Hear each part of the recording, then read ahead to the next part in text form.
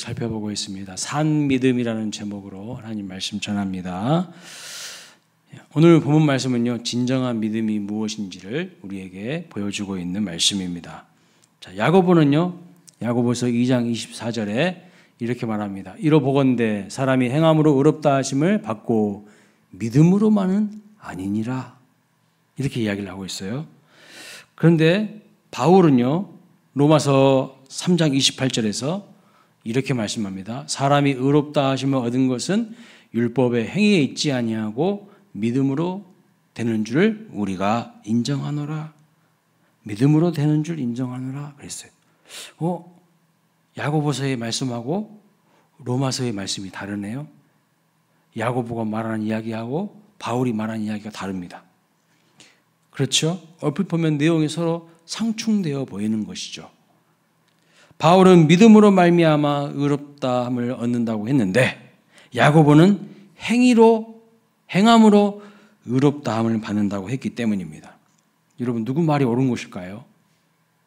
도대체 누구 말이 옳은 것일까요? 야고보서도 성경이고요, 로마서도 성경입니다.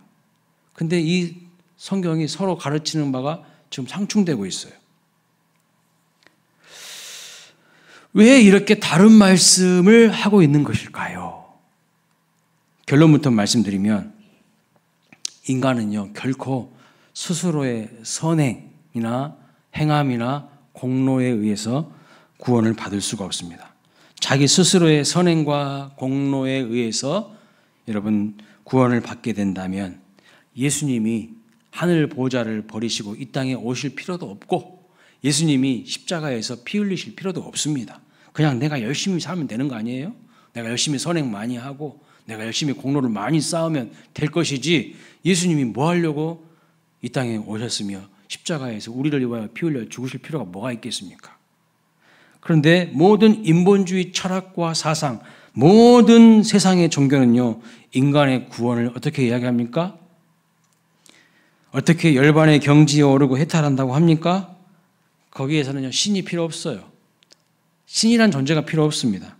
예수님도 필요 없고요, 석가모니도 필요 없고 마호메트도 필요 없고요, 그 어떤 존재도 필요 없습니다. 그저 인간 스스로, 우리 스스로 열심히 공로 쌓고 선행하면서 살면 된다는 거예요. 그걸 자력 구원이라고 합니다. 자력, 자기의 힘으로 구원에 이를 수 있다고 생각하는 거죠. 스스로의 힘에 의해서 구원까지 이룰 수 있는 대단한 존재가 인간이다, 이렇게 가르쳐요, 인본주의에서는. 그러나 성경은요, 인간은 스스로 구원에 이를 수 없는 죄인이라고 말하고 있습니다. 반드시 하나님의 은혜로만, 예수 그리스도를 믿음으로만 구원받고 거듭난다고 말씀하고 있어요. 그런데 여러분, 하나님의 은혜로 말미암아 구원받고 거듭난 사람은 반드시 선한 일을 하기 위해서 구원을 받은 것이라고 말씀하고 있어요. 하나님이 우리에게 구원을 선물로 주신 것은, 우리를 거듭나게 하고 새로운 피조물 되게 만드신 것은 뭐 때문이라고요? 반드시 선한 일을 하기 위해서라고 말씀하고 있어요. 왜 하나님이 우리를 구원해 주신 것입니까? 하나님을 위해서, 다른 사람을 위하여서, 주님의 몸된 교회를 위하여서 선한 일을 하라고 구원의 은혜를 베풀어 주신 것입니다. 그래서 우리의 구원은요, 하나님의 은혜이고 주 예수 그리스도를 믿음으로 받게 되는 것이죠. 그런데 그 믿음이 우리 삶의 뿌리예요, 뿌리. 그 믿음이 우리 삶의 뿌리고 행함은 그 뿌리로부터 나타나는 열매입니다, 열매. 그래서 열매가 부실하면 그것은 무슨 문제입니까? 뿌리의 문제예요. 뿌리의 문제가 있으니까 열매가 없거나 열매가 부실한 거예요. 하나님께 순종함이 없고 하나님의 충성함에 열매가 없는 것은, 그것은 뿌리인 믿음의 문제라는 거예요. 그 믿음이 산 믿음이 아니라 이상한 변질된 믿음, 타락한 믿음, 죽은 믿음이라는 것입니다. 그러니까 열매가 없거나 열매가 부실한 거예요. 그 믿음으로는요, 구원받을 그러한 믿음, 그런 죽은 믿음으로는 구원을 받을 수가 없습니다. 다시 정리합니다. 우리는 행위에 의해서 행위로 구원을 받는 것이 아닙니다. 그러나 선행을 위해서 구원을 받은 것입니다. 선행을 위해서. By works. 행위에 의해서, 공로에 의해서 구원받은 거 아니에요. 그러나 우리가 구원받은 것은 선한 일을 하기 위하여서 구원받은 거예요. 자, 그러면 여러분이 구원받았는지 구원받지 않았는지 어떻게 알 수 있습니까? 어떻게 알 수 있을까요? 여러분 구원의 확신이 있으십니까? 네. 구원받았는지 구원받지 않았는지 알 수 있는 방법이 있어요. 성경은 말씀하고 있어요. 그 사람의 삶에 열매가 있는지 없는지를 보면 알 수 있다는 거예요. 믿음과 삶이 일치해야 열매가 있는 것입니다. 신앙 따로 생활 따로인데 무슨 열매가 있을 수 있겠습니까? 여러분이 하나님의 말씀에 반석 위에 굳게 서서 하나님의 말씀을 듣고 행함으로 순종함이 있을 때에 삶의 열매가 있는 것이죠. 그래서 오늘 야고보가 오늘 본문에서 말하는 핵심이 무엇입니까? 믿음과 행함은요 결코 분리되는 것이 아니라는 거예요. 믿음 따로 행함 따로가 아니라는 거예요. 뿌리와 열매의 관계라는 거예요. 여러분 뿌리하고 가지하고 열매하고 다 각각 분리되어 있나요? 그렇지 않아요. 뿌리와 열매의 관계라는 겁니다. 열매를 보면 그 믿음이 제대로 된 믿음인지 거짓 믿음인지 죽은 믿음인지 병든 믿음인지 다 알 수 있다는 거예요. 열매를 보면. 그래서 예수님도 마태복음 7장 20절에 뭐라고 말씀하십니까? 이러므로 그들의 열매로 그들을 알리라. 그들의 열매로 그들을 알리라. 이러한 차원에서 야고보는요 행함을 강조하고 있어요. 그래서 야고보서 1장에서부터 계속해서 강조하고 있는 것이 무엇입니까? 하나님이 진리의 말씀으로 우리를 낳으셨다 이렇게 말씀하고 있어요. 진리의 말씀으로. 야고보서 1장 18절입니다. 그가 그 피조물 중에 우리로 한 천 열매가 되게 하시려고 자기의 뜻을 따라 진리의 말씀으로 우리를 낳으셨느니라. 아멘이세요? 네.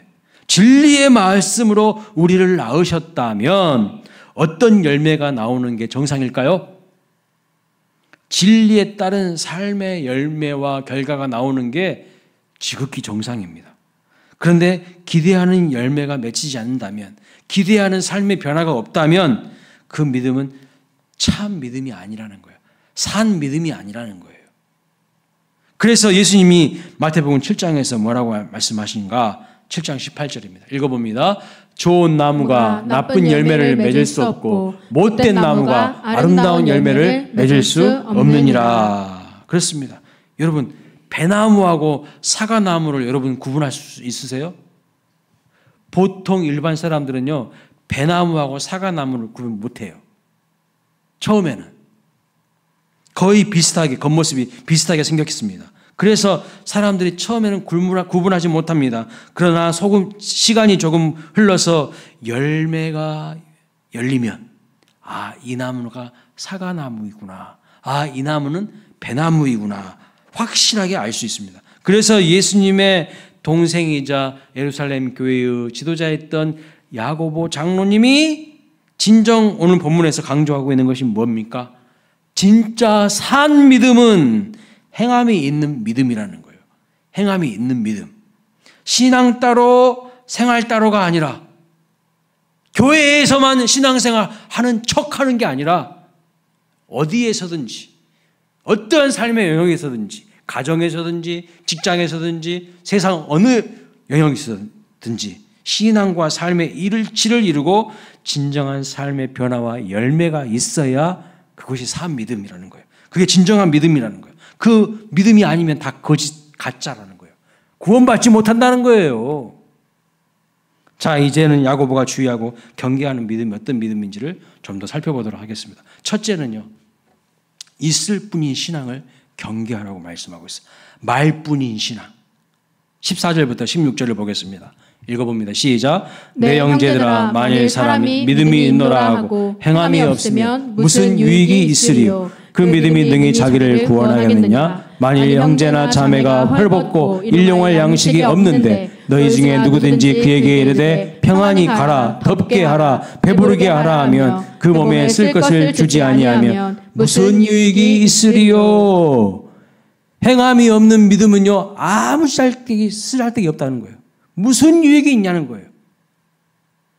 입을 것이 없는 사람에게, 굶주린 사람에게 배부르게 먹으세요. 따뜻하게 입고 다니세요. 말로만 하면 그것이 입술 뿐인 말뿐인 그런 신앙이고요. 그런 신앙은 아무런 유익이 없다. 이렇게 말씀하고 있어요. 이런 믿음을 가리켜서 무엇이라고 합니까? 17절에 이렇게 말합니다.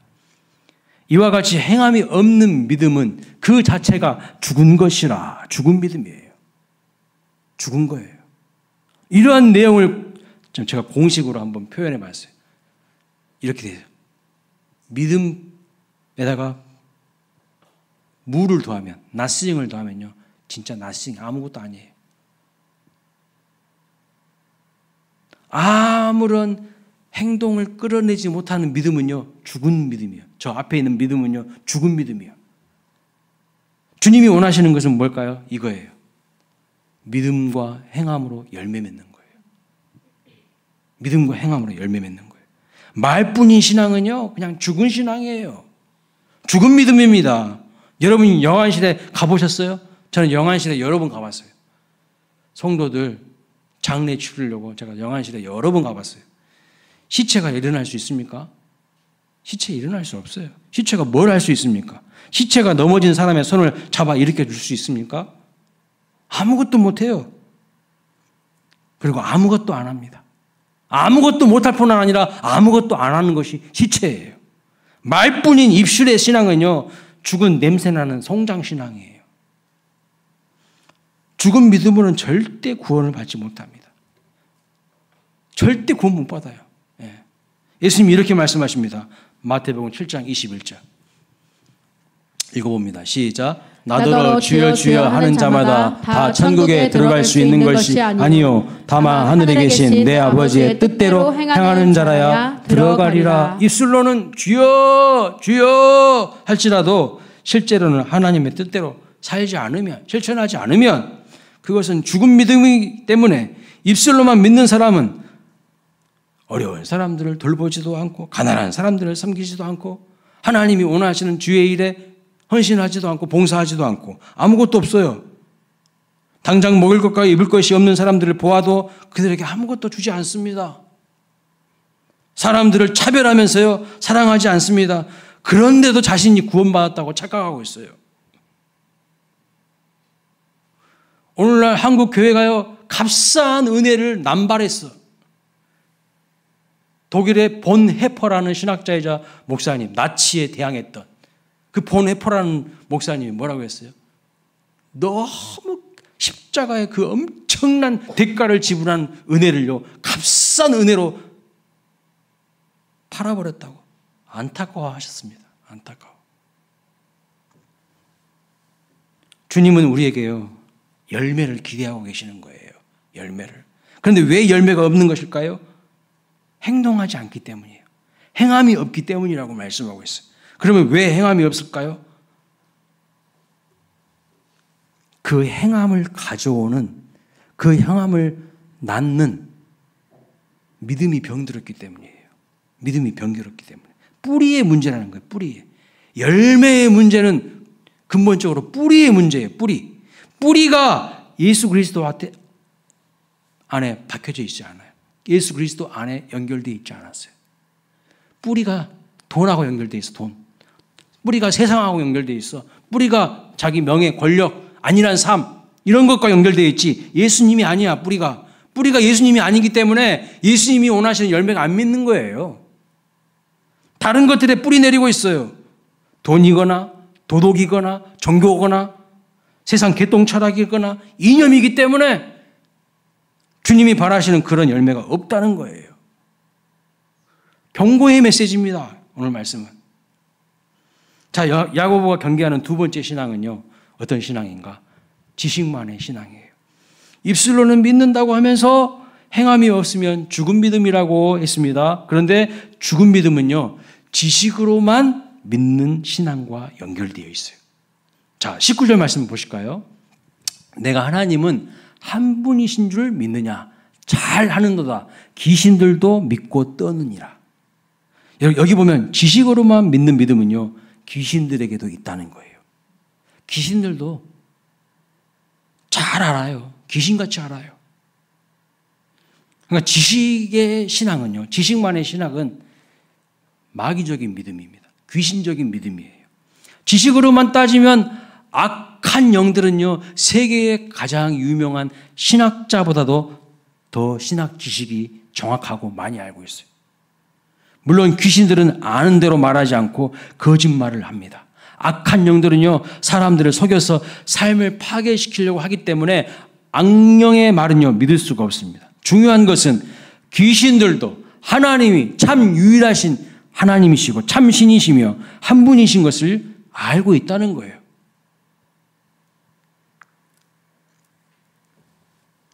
아는 정도가 아니라요, 그것을 알고요, 떤다고 말씀하고 있어요. 떨어요. 여러분은 하나님 앞에서 떱니까? 떨지도 않잖아요, 여러분들은. 그러니까 우리는요, 귀신만 또 못해요. 귀신만 또 못한 믿음을 가지고 있어, 많은 사람들이. 귀신은요, 하나님을 알아요. 예수님을 알아요. 그분이 누구신지 알아요. 그래서 그분 앞에서 떤대요. 떨어. 예수님이 이 땅에 오셔서 공생애를 시작하실 때 사람들은요, 예수님이 누구신지를 몰랐습니다. 몰랐어요. 하지만 귀신들은 알았어요. 그래서 누가복음 3장 34절을 봅니다. 읽어볼까요? 아, 나사렛 예수여, 우리가 당신과 무슨 상관이 있나이까? 우리를 멸하러 왔나이까? 나는 당신이 누구인 줄 아노니 하나님의 거룩한 자니이다. 지금 누가 하는 말이에요? 귀신이 하는 말이에요. 귀신 들린 사람 입에서 귀신이 하는 말이야. 귀신이 예수님을 안다고 하면서 당신은 하나님의 거룩한 자라고 이렇게 말하고 있어요. 소리를 지르면서 고백합니다. 또 마가복음 5장 7절에는 이렇게 말합니다. 읽어볼까요? 시작. 지극히 높으신 하나님의 아들 예수여, 나와 당신이 무슨 상관이 있나이까 하건대 하나님 앞에 맹세하고 나를 괴롭히지 마옵소서 하니. 지극히 높으신 하나님의 아들이라고 귀신은 말하고 있어요. 귀신이 알아요. 지극히 높으신 하나님의 아들이에요. 거룩한 자라고 말하고 있어요. 그러면서 나를 괴롭히 하지 말라고. 우리를 멸하러 오셨습니까? 귀신이 하나님의 아들이라고 고백해요. 예수님을 가리켜서. 귀신들이 얼마나 정확하게 예수님을 알고 있는지 몰라요. 뿐만 아니라 귀신이 감정적인 반응도 봅니다. 지적인 신앙만 있는 게 아니라 귀신들도요, 감정적인 반응을 보여요. 뭐라고 말합니까? 19절, 오늘 본문 19절 말씀 보면 귀신들이 떤다고 말하고 있어요. 떨어. 믿고 떤다고. 마가복음 5장 7절에는요, 귀신이 예수님께 나를 괴롭게 하지 말라고 말하고 있어요. 이게 다 감정적인 반응이죠. 오늘 믿는다고 하는 우리들도요, 예수님에 대한 지식은 있어도 감정적으로 반응하지 못하는 사람들 많습니다. 그러나 귀신도 악한 영도 예수님이 하나님의 아들이시며 거룩한 자이신 것을 알고 있어요. 뿐만 아니라 감정적으로도 하나님 앞에서 두려워 떨어요. 누가복음 또 8장 31절에 보시면요, 귀신이 예수님께 이렇게 말합니다. 무저갱으로 들어가라 하지 마시기를 간구하더니. 쉽게 말하면 이거예요. 예수님, 우리 지옥 보내지 마세요. 너무너무 두려워요. 지옥으로 들어가기 싫어서 지금 발버둥 치고 있는 모습을 볼 수가 있어요. 귀신이요, 예수님 앞에서 벌벌 떱니다. 괴롭게 하지 말라고 합니다. 지옥에 들어가라는 명령을 하지 마시라고 합니다. 그런데 여러분, 사람들은 귀신보다 더 예수님을 몰라요. 믿음이 귀신보다 못해요. 그런데 여러분, 정말 중요한 것은 뭘까요? 정말 중요한 것은 뭘까요? 악한 귀신들은 예수님을 아는 지식적인 신앙은 있지만 예수님을 사랑하거나 예수님의 말씀에 복종하거나 예수님을 따르지는 않습니다. 따르지는 않아요. 귀신들은 예수님을요, 그들의 인생의 주인으로 섬기지 않습니다. 알기는 귀신처럼 알아요. 제대로 알고 있어요. 하나님의 아들이신 줄 알고 있어요. 온 세상의 주관자이신 걸 알 수 있어요. 주님의 말씀 한마디면 자기들은 지옥 가야 될 존재라는 것도 알고 있어요. 그런데요, 예수님을 주인 삼지 않습니다. 복종하지 않습니다. 순종하지 않습니다. 지식적인 신앙으로만 그쳐 있어요. 오히려 사람들이 예수님을 믿지 못하도록 온갖 방해합니다. 귀신들이 정말 귀신같이 예수님을 아는 지식이 있어요. 그뿐만 아니라 귀신들도 예수님 앞에서 감정적으로 반응하고 떨었습니다. 무슨 말입니까? 마귀는 지식적인 신앙도 있고 감정적인 변화도 있지만 무엇이 없습니까? 무엇이 없어요? 의지적인 결단이 없어요. 의지적인 결단하는 믿음이 없어요. 절대로 순종하지 않습니다. 절대로 실천하지 않습니다. 그것을 가리켜서 귀신적인 믿음, 마귀적인 믿음, 지식적인 신앙이라고 하는 거예요. 오늘 우리의 신앙을 한번 살펴보세요. 나는 말만 번지르게 하는 입술만의 신앙은 아닙니까? 오늘 우리의 신앙은 알기는 많이 알고 있는데 행동은 전혀 없는 열매 맺지 못하는 신앙은 아닙니까? 신앙은요, 반드시 지성과 감정과 의지, 우리의 전 인격을 요구합니다. 지적으로도 하나님을 알아야 됩니다. 바르게 알아야 돼요. 감정적으로 우리 하나님을 사랑해야 됩니다. 그러나 그것만이 아니라 진정 회개하고 변화된 삶을 실천적으로 의지적으로 살아야 한다는 것이죠. 이것이 진정한 믿음이라고 말씀하고 있습니다. 쉬운 예를 들어볼게요. 결혼하는 거라고 비슷해요. 결혼하는 거. 결혼은요, 내가 사랑하는 그 사람을 아는 것으로 그치는 게 아닙니다. 아는 것으로 그치는 게 아니에요. 그 사람을 감정적으로 사랑하는 것으로 끝나는 것이 아닙니다. 알고 감정적으로 사랑하는 거, 그것은 누구든지 할 수 있어요. 그런데 그 배우자를 내가 하나님 앞에서 끝까지 책임지겠다는 의지적인 결단과 실천이 있어야 되는 거예요. 그렇지 않습니까? 그 배우자를 위해서 세상 그 어떤 남자와도 그 어떤 여자에게도 한눈 팔지 않겠다는 이런 결단이 없어 그저 일시적인 감정에 이끌려가지고 결혼하니까요. 뭐합니까? 바람 피우고 엉뚱한 짓 하고 너 없으면 죽고 못 살겠다고 해서 결혼했다가 조금 살아보니까 이제 너만 없으면 살겠다고 바뀌지 않습니까? 당신 없으면 나는 죽을 것 같아. 막 그러다가 결혼에 좀 살아보니까 이제는 너만 없으면 살 것 같아. 귀신들도요, 예수님을 누구보다 잘 알았다니까요. 그러나 그러한 지식만의 믿음은 가짜라는 거예요. 행위로 나타나는 믿음이 진짜 믿음이라고 말씀하고 있습니다. 제가 여러분에게 질문을 던져보겠습니다. 마음으로만 답을 한번 해보세요. 마음으로만. 예수님이 구원자이심을 믿으십니까? 마음으로만 해보세요. 예수님이 구원자이심을 진짜 아십니까? 자, 정상적인 믿음의 사람이라면 이렇게 답변해야 됩니다. 예, 압니다. 저의 죄 때문에 십자가에서 피 흘려 죽으시고 저를 의롭다 하시기 위해서 부활하셨다는 것을 제가 압니다. 제가 믿습니다. 나는 부족하고 나는 연약하고 나는 정말 죄인 맞습니다. 그러나 내 의로, 내 공로로 구원받는 게 아니라 예수님의 그 십자가의 대속의 은혜로 내가 구원받는 거 믿습니다. 이렇게 말하는 게 정답이에요. 그렇죠? 그러면 다음 두 번째 질문에도 한번 답을 해보세요. 예수님이 당신의 죄 때문에 죽고 당신을 의롭다 하시기 위하여서 부활하셨다는 것을 믿는다고 하셨는데 그러면 예수님을 믿어서 변화된 것이 무엇입니까? 예수님을 믿어서 변화된 것이 무엇입니까? 여러분, 이 두 번째 질문에 제대로 대답하지 못한다면 그건 가짜 믿음이에요. 죄송하지만. 예수님을 믿으면요, 반드시 변화가 나타납니다. 변화가 나타나지 않을 수가 없어요. 반드시 변화가 나타납니다. 물론 큰 변화, 작은 변화, 풍성하게 무르익는 어떤 열매 아니면 아직 설익은 열매 차이는 있을 수 있어요. 그러나 반드시 변화가 있어요. 달라진다는 거예요.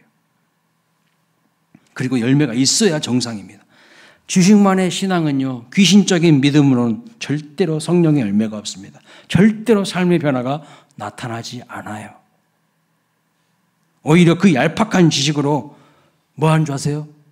더욱 하나님의 일을 방해해요. 그 얄팍한 지식 가지고 하나님의 일을 하지 못하도록 오히려 방해하는 사탄 같은 사람들이 있어요. 사탄의 종로로 가는 사람들. 하나님이 원하시는 일을 하는 것이 아니라 마귀의 종이 되어가지고 마귀 기뻐하는 일을 하는 사람들이 오늘날도 있다는 것이죠. 정말 예수님을 믿고 변화되었는지를 알 수 있는 체크리스트가 있어요. 오늘 본문에 체크리스트까지 예수님께서 주셨어요. 한번 체크해 보세요, 여러분들도. 그것은 본문 15절, 16절입니다. 다시 한번 읽어보겠습니다. 시작. 만일 형제나 자매가 헐벗고 일용할 양식이 없는데 너희 중에 누구든지 그에게 평안히 가라, 덥게 하라, 배부르게 하라 하며 그 몸에 쓸 것을 주지 아니하면 무슨 유익이 있으리요. 주님이 말씀하신 체크리스트예요. 가난한 사람들 보면 여러분들이 어떻게 하십니까? 어렵고 삶이 힘겨운 불쌍한 사람들 보면 여러분 어떻게 하십니까? 그 볼 때요, 진짜 변화된 사람이라면요, 마음이 움직일 수밖에 없습니다. 어떻게 해서든지 조금이라도 내 형편껏 도와주려고 하겠죠. 그런데 지식만의 신앙은요, 절대 남을 도와주지 않습니다. 오늘 많이 배웠다고 하는 사람들의 삶을 보세요. 세상 지식 많이 있다고 하는 사람들 삶을 한번 보시라고요. 자기들의 기득권과 탐욕을 위해서 그 지식을 사용하지 않습니까? 누가 그러더라고요. 서울대 법대 나온 것들이 전부 문제라고. 일리가 있어요. 그 좋은 머리 가지고 그 좋은 지식 가지고 전부 자기들 배부르는데 탐욕 챙기는데 쓰지 않습니까? 어떻게 해서든지 악착같이 재산을 늘리기에만 혈안이 되어서요. 남에게 베풀고 섬기는 일에는 인색합니다. 주의 일 하기에는 인색해요. 귀신들은 사람을 파괴하는 일을 할 뿐 사람을 살리고 섬기고 구원하는 일은 절대 하지 않습니다. 알기는 엄청나게 많이 알아요. 마지막 오늘 야고보는 우리에게 죽은 믿음이 아닌 산 믿음을 롤모델로 소개하고 있습니다. 첫 번째는 아브라함이죠. 아브라함이 독자 이삭을 모리아 산에서 하나님께 번제로 드리는 그 모습을 보여주면서 이것이 바로 산 믿음이다라고 우리에게 샘플로 딱 보여주고 있습니다. 이삭은 그에게 가장 소중한 것이죠. 이삭만큼 소중한 거 없어요, 아브라함에게. 근데 그 소중한 것을 하나님께 드리는 것이 바로 행함이 있는 진정한 믿음이라는 것입니다. 창세기 15장에 보면요, 하나님께서 별이 빛나는 밤에 아브라함을 딱 데리고 나와가지고 하늘에 빛나는 별을 바라보면서 아주 서정적이고 낭만적이죠. 하나님이 약속을 딱 주십니다. 네 우선을 저 하늘의 별처럼 무수히 셀 수 없이 많게 하리라. 하나님이 축복의 약속을 주셨어요. 그런데 아브라함이 그 하나님을 믿고 하나님은 그의 믿음을 의로 여기셨다고 15장에 말씀합니다. 그런데 여러분, 창세기 22장에서 하나님의 그러한 믿음이 이삭을 드리는 행위로 증명이 된 거예요. 하나님의 그 약속에 대한 믿음이 이삭을 드리는 행위로 증명이 된 겁니다. 자, 여러분은 하나님 앞에 무엇을 드리고 계십니까? 무엇을 드리고 계십니까? 여러분에게 가장 가치 있는 바로 그것을 하나님 앞에 드리는 것이 뭐라고요? 산 믿음이라는 거예요. 이로써 그 가치 있다고 여기는 것도 하나님보다는 가치가 없다는 것을 삶으로 고백하게 되는 겁니다. 그러니까 뭐가 가장 가치 있다는 것을 고백하게 되는 거예요? 하나님이 가장 내 삶에 가치 있는 분이심을 고백하게 되는 거예요. 여러분에게 인생에 가장 소중한 것, 그것을 아브라함, 이삭이었어요. 그것을 하나님께 드림으로 말미암아 하나님보다 더 가치 있는 존재가 없습니다라는 것을 그의 삶으로 증명하고 보였던 거예요. 그때 하나님이 감동하시는 거예요. 그때 하나님이 놀라시는 거예요. 그러면서 뭐라고 하시죠? 오늘 본문에 보니까 너는 나의 벗이다고, 너는 나의 친구다고 그렇게 말씀하시면서 이 이삭을 번제로 드리는 사건 이후에 하나님께서 아브라함과 이삭에게 엄청난 복을 내려주십니다. 엄청난 복. 어떤 복을 받았습니까? 자, 16절 창세기 22장 16절 18절 읽어보겠습니다. 시작. 이르시되 여호와께서 이르시기를 내가 나를 가리켜 맹세하노니 내가 이같이 행하여 내 아들 내 독자도 아끼지 아니하였은즉 내가 내게 큰 복을 주고 내 씨가 크게 번성하여 하늘의 별과 같고 바다의 모래와 같게 하리니 내 씨가 그 대적의 성문을 차지하리라. 계속 한번 읽어 넘겨주세요. 시작. 또 내 씨로 말미암아 천하 만민이 복을 받으리니 이는 내가 나의 말을 준행하였음이니라 하셨다 하니라. 그렇습니다. 자기의 믿음을요, 이삭을 드리는 행위를 통해서 증명한 거예요.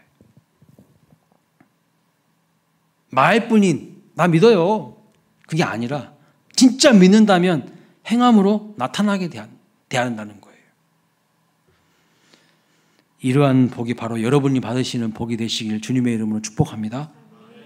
두 번째 또 샘플을 하나 보여주십니다. 누구냐면요, 여리고 성에 살았던 기생 라합이에요. 이 여인이 아닙니까? 당시의 여자는요, 정말로 힘이 없는 존재입니다. 그런데 여인뿐만 아니라 귀생이에요. 귀생. 사회적 약자입니다. 초라한 신분에 별 볼 일 없는 사람이에요. 그러나 라합에게는요, 하나님을 향한 산 믿음이 있었어요. 그가 어떻게 하나님을 알았을까요? 하나님이 이스라엘 백성들을 출애굽시키시고 홍해를 가르시고 요한 동편에 있는 아모리 사람의 두 왕이었던 시온 왕과 옥에게 행한 일을 다 들어서 알았다고 분명히 기록하고 있습니다. 여호수아 2장 8절 10절. 이는 너희가 애굽에서 나올 때에 여호와께서 너희 앞에서 홍해물을 마르게 하신 일과 너희가 요단 저쪽에 있는 아모리 사람의 두 왕 시온과 옥에게 행한 일, 곧 그들을 전면시킨 일을 우리가 들었음이니라. 누가 들었다고요? 우리가 들었대요. 여기 우리는 누구죠?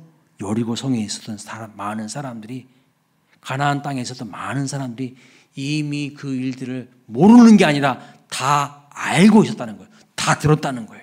그런데 그렇게 많은 사람들이 이 사실을 다 들어서 알았음에도 불구하고 하나님을 제대로 믿은 사람은 누구예요? 기생 라합밖에 없었어요. 기생 라합만 하나님이 보내신 두 정탐꾼을 살려줬어요. 숨겨줬어요. 그래서 이스라엘 백성들이 여리고 성을 점령할 때요, 다른 여리고 사람들은 다 죽었어요. 근데 기생 라합과 그의 가족만 살았어. 다 들었습니다. 다 들었어. 여리고 사람들 이미 다 알고 있었어요. 그러나 그 가운데 하나님을 믿는 사람은 기생 라합뿐이었어요. 그래서 기생 라합은 여리고성을 정탐하러 온 두 사람을 자기 목숨 걸고 숨겨준 거예요. 이건 목숨 건 행동입니다. 믿음 없으면 할 수 없는 행함이 있는 믿음인 거죠. 하나님을 믿지 않으면 도저히 할 수 없는 일이에요. 이처럼 하나님을 향한 살아있는 산 믿음은요, 구체적인 행동으로 나타나게 된다는 거예요. 여러분, 이 기생 라합이 이후에 어떻게 되었을까요? 이스라엘 백성들이 여리고성을 점령한 이후에 여리고성의 사람들은 다 심판을 당하고 죽임을 당했지만 기생 라합의 가정은 살았어요. 살았어요. 구원을 받았습니다. 그뿐만 아니라 마태복음 1장에 보시면 예수님의 족보가 나오는데요, 그 예수님의 족보 중에 이 라합이 딱 기록되어 있어요. 놀라운 일이죠. 자, 마태복음 1장 5절 말씀 봐보세요. 자막. 자, 살몬은 라합에게서 보아스를 낳았다라고 표현하고 있어요. 마태복음 1장 5절에. 살몬은 라합에게서 보아스를 낳았습니다. 보아스가 누굽니까? 룻기에 보면 룻의 남편이 보아스예요. 학자들은요, 살몬은 라합에게서 보아스를 낳았다 했잖아요. 그 살몬이 누군가? 학자들은 뭐라고 말하는가? 여리고성을 정탐하러 왔을 때 라합이 섬겨준 두 사람 중에 한 사람이었을 것이다, 이렇게 이야기하고 있어요. 천한 여인의 신분이고 사회적 약자이면서 사람들의 무시를 받는 기생 출신이었지만 하나님을 향한 헌신하는 믿음, 죽음을 각오하는 그 믿음으로 행동했을 때 믿음 있는 신랑을 만나서 아름다운 가정을 이룰 뿐만 아니라 예수님의 육신의 조상이 되는 엄청난 영광과 복을 받게 되는 것을 볼 수가 있습니다. 보아스라는 엄청난 믿음의 인물을 또한 낳은 걸 볼 수가 있어요. 오늘 말씀을 마칩니다. 우리는 말뿐인 신앙 버려야 돼요. 말만 번지르르하게 하는 거 버려야 돼요. 지식적인 신앙에 머물러서 안 됩니다. 바른 믿음을 가진 행동하는 신앙으로 하나님 앞에 쓰임받고 복을 받는 여러분 되시기를 주님의 이름으로 축복합니다. 그런데 생각해 보면요, 우리는 말뿐인 신앙을 버려야 할 뿐만 아니라 버려야 하는데 사실은 말도 예쁘게 못하는 것 같아요. 말뿐인 신앙 우리 버려야 되는 건 맞거든요. 근데 우리는 말도 제대로 못하는 것 같다고. 말도 예쁘게 못하잖아요. 말도 막 투박하게 하잖아요. 말로 사람들 엄청 상처를 많이 주잖아요. 그래서 우리가 앞으로 좋은 언어 생활을 우리 캠페인으로 좀 했으면 좋겠어요. 그래서 다시 한번 따라서 하세요. 고맙습니다. 미안합니다. 사랑합니다. 제가 할게요. 여러분 이것만 제대로 실천해 보세요. 여러분 인생은 성공한다니까. 아니 고마운 분들한테 고맙다고 표현을 해보시라고. 내가 지금 잘못한 거 있으면 미안하다고 이야기를 하세요. 아무 말도 하지 않고 꿍 하고 있지 말고. 사랑하면 사랑한다고. 그리고 아이고 그 힘들고 어려운 거 그냥 제가 해보겠습니다. 그러면 여러분은 자동적으로 성공하게 돼요. 두 번째, 지식적인 신앙, 말뿐인 신앙을 버리고 열매 맺는 실천적인 신앙이 되기 위해서 우리 교회가 좀 앞으로 3주 동안, 한 4주 동안 실천하려고 합니다. 뭐냐면요. 우리가 집에서 잘 안 입고 있는 옷 있죠? 안 입고 있는 중고 옷들 있잖아요. 네, 집에 쌓아놓은 옷장에 잠자고 있는 것들, 버리기는 아깝고 멀쩡하게 입을 수 없는 옷들이 있지 않습니까?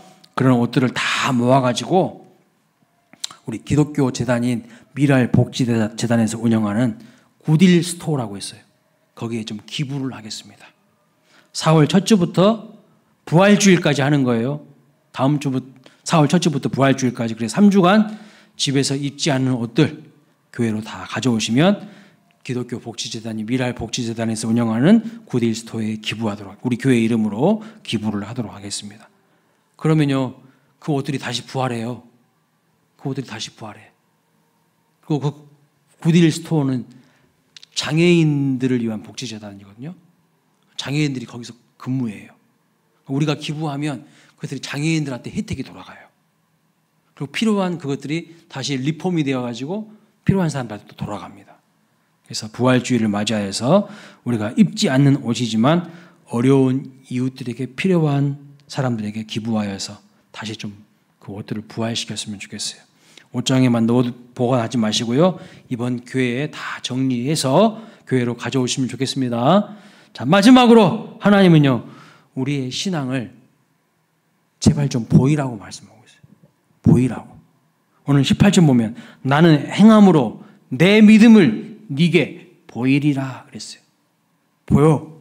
하나님이 오늘 우리에게 원하시는 건 네 믿음 좀 보고 싶다. 네 믿음 좀 보고 싶다. 근데 믿음을 꽁꽁꽁꽁 숨겨놓지 좀 말아라. 좀 네 행함으로 좀 보고 싶다. 이렇게 말씀하고 있네요. 내가 누구인지 우리가 누구인지 우리는 행함으로 믿음으로 증명해야 돼요. 보여줘야 돼요. 숨기지 마세요. 하나님의 사람임을, 믿음의 사람임을 드러내 보이시기 바랍니다. 회사에서도 가정에서도 직장에서 어디든지. 제가 이번 주 중에 핸드폰을 새로 장만했거든요. 핸드폰이 4년 이상이 돼가지고 이제 화면 빛도 막 이상해지고 해서 새롭게 장만했는데 핸드폰 가게 사장님이 저한테 신분증을 달라고 하는 거예요. 지갑에 보니까 근데 신분증이 없어요. 그래서 과거 핸드폰에 신분증을 사진으로 찍어놓은 곳이 있다고 했는데 그것으로도 안 된대요. 그것으로 절대 안 된대.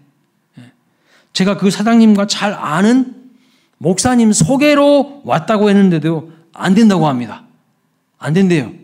잘 아는 목사님 소개로 왔는데도 안 된대요. 반드시 신분증이 있어야 된대요.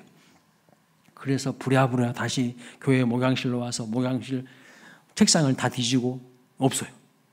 그래서 다시 또 차를 몰고 집으로 가가지고 집에 있는 옷을 다 뒤졌어. 네, 발견했어요. 집에 어떤 양복 여기 이 안에 있더라고. 그래서 운전면허증을 들고 또 부랴부랴 또 그 핸드폰 가게로 갔어요. 그래가지고 운전면허증을 탁 줬더니 바로 그냥 모든 일이 일사천리로 쫙 되더라고. 내가 누구인지를 보여줘야 돼요. 증명해줘야 돼. 그래야 뭐가 되는 거야. 하나님도 오늘 우리에게요, 복 주기를 원하시는 거예요. 복 주기를 우리가 잘 되기를 원하셔요. 그런데 여러분의 믿음을 한번 보여보라는 거예요. 어떻게 보일 건데요? 말로만? 지식으로만? 아니요. 진짜 행동으로, 행함으로 하나님 기뻐하시는 일을 하면서 보여줘야 된다는 거예요. 세상도 우리가 누구인지 보여줘야 안다는 겁니다. 그런데 어떻게 보여줘야 합니까? 우리의 바른 행실로, 우리의 거룩한 행실로, 사랑의 실천으로 보여줘야 되는 거예요. 하나님이 여러분에게요, 각자 다양한 은사와 달란트를 다 주셨어요. 건강을 주셨어요. 그런데 한 달란트 받은 사람들처럼 숨겨놓고 가만히 있지 마세요. 그 죄예요, 죄. 하나님 앞에 책망받는 죄라고.